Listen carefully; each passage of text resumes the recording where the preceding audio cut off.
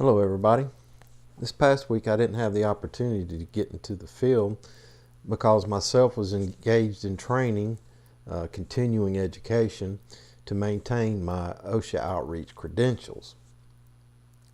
I did, however, have the opportunity in a classroom setting to learn about trending safety, challenges, and performance in the construction industry. One of the largest items that we covered is: are injuries employee or system induced? Some of the arguments you may hear out there in the field, say a superintendent or a project manager: if employees only listened to me and did what I instructed them to do, there would be no injuries.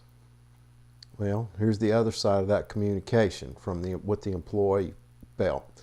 I want to do a good job, but sometimes my supervisor gives me so little information about the task. And then when I ask questions, he seems to be impatient and loses his cool, so I just end up guessing about what he wants or wanted for the project, and when I guess wrong, it only gets worse. Now that's on the production side of things. On the safety side, there's my supervisor tells me to get the job done. Sometimes I have the right tools, sometimes I don't. Well, here's the point. Do we properly communicate? From the owner of the company to the guy who pushes the wheelbarrow, are we communicating with one another properly? Are our people receiving the correct information? Do we properly deliver the information? Have we done our proper pre-planning for the project to determine the proper tools and equipment needed? Do we provide the needed tools and equipment to complete the job or task safely? Let's talk about an established system. One of the first things we have to do, and this starts at the bid portion of the game. If you're bidding a job, if you're a bidder in a job, when you walk the job, you need to be looking at particular means and methods on how the project is to be performed. What's the means and methods, and what's the hazards associated, because you may need to change your means and methods. So pre-planning is a review of the job, identifying the hazards, how to mitigate the hazards, determining what tools and materials will be needed, and in what order the job is to progress. Who is responsible for this pre-planning? The project manager, the superintendent, the worker? The question is, and should be answered, who knows the most about the work being performed? You don't want to ask a bicycle mechanic to replace a turbocharger on a diesel engine, not without training and understanding of the process, what tools are needed and material is needed. Keep that in mind. Once we've gone through and done our pre-planning review, before we begin the work, we need to have a thing called a pre-task plan. Now, who is responsible for developing the PTP?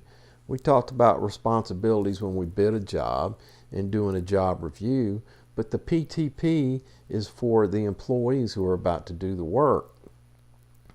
Who knows the most about the type of work being done? Is it the superintendent? Is it the work crew itself? In the most perfect world, the PTP would be developed by the superintendent and the workers. Not everybody knows everything about a job. The guy who has his hands in the task, be it a broom pusher or a wheelbarrow pusher or a TIG welder, recognizes different hazards associated with the work area, and they are willing to share those so that you reduce the chance of incidences. Once the PTP is developed, then you need to review it with the work crew. One crew may not be aware of the work area that they're in and what other tasks are being done there. That information is shared so that everybody understands the common hazards faced by all the employees working within the area. The PTP should be reviewed and worker input should be encouraged. And another thing that we talk about is regularly documented toolbox safety topics. Once a week, doing a toolbox safety meeting where you train on a specific item. It should be job related, like hand protection, hot weather protection, cold weather, burns, falls. Any of these items can be trained on. Proper knife use, any of these items can be trained on. And what happens is that you're documenting a training process that your company goes through to ensure the safety of your men. Some companies have this system in place, and I've seen it work well. The failure, incident, injuries come when we work outside the established guidelines outlined by the previous parts of this talk. When I do an accident investigation, 90% of the accident injuries are shown to have happened when there is no work plan, there is no PTP, or if there is a PTP, the employee was operating outside of that PTP. He didn't sign, he wasn't at the meeting, he just pencil whipped it and following a process that was not outlined in that process. So, let's conclude this. The adage holds true: plan your work and work your plan. However, do we properly communicate the plan and hazards to our team members? Do they understand the information communicated to them?